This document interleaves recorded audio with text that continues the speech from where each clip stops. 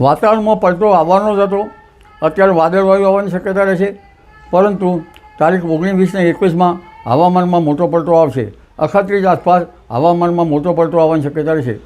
ગુજરાતના ભાગોમાં તો પલટો રહેશે, પણ વિદર્ભના નીચેના ભાગોમાં પવનની ગતિ વધારે છે.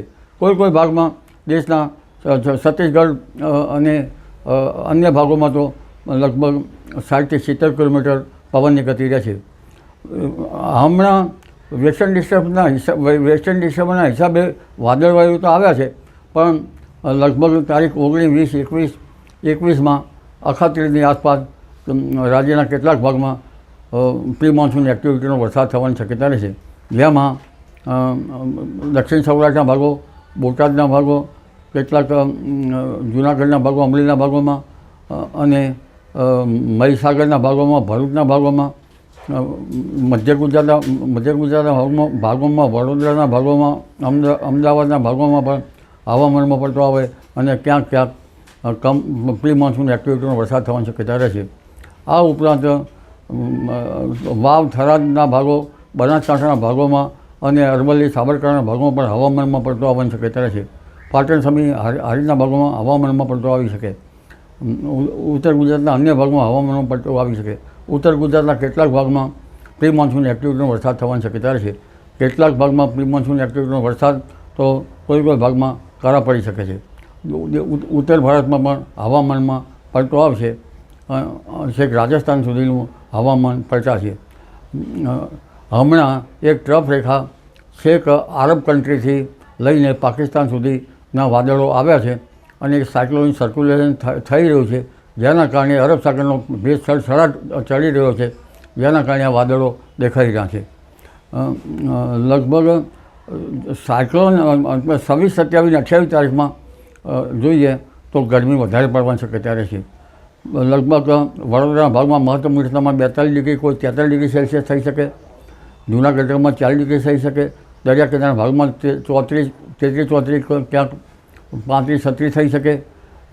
અને રાજકોટ વગેરે ભાગમાં મહત્તમ ઉષ્ણતામાન 41, 42 ક્યાંક થઈ શકે. કચ્છના ભાગમાં પણ 40, 41 ડિગ્રી સેલ્સિયસ મહત્તમ ઉષ્ણતામાન થઈ શકે. પરંતુ ખાસ ગરમી તો તારીખ 25 પછી પડવાની શક્યતા રહે છે. આથી પાથરેલા જે લોકો જે છે અને રોડ ઉપર કામ કરનારા મજદૂર ભાઈઓએ પણ ધ્યાન રાખવું પડશે, કારણ કે ડિહાઇડ્રેશન ના થાય તેનું ધ્યાન રાખવું પડશે. આ ઉપરાંત આ વખતે ચૂંટણીનો પ્રચાર છે, તો ચૂંટણીમાં પ્રચારમાં જે સમુદાય અંદર રહ્યો છે, જે નેતાઓ વગેરે રહ્યા છે, તેમને પણ ગરમીમાંથી પરસેવાથી રેપ જે થવાય એટલે ડિહાઇડ્રેશન ન થાય તેનું ધ્યાન રાખવું એ છે. આ ઉપરાંત પશુઓને પણ પાણી આપવાનું જરૂર રહે છે, કારણ કે સૂકો ઘાસ ખાતા અને પાણી ન મળે તો પશુઓને પણ હાનિ થઈ શકતી હોય છે. માલધારીઓએ પણ ધ્યાન રાખવાનું રહે છે.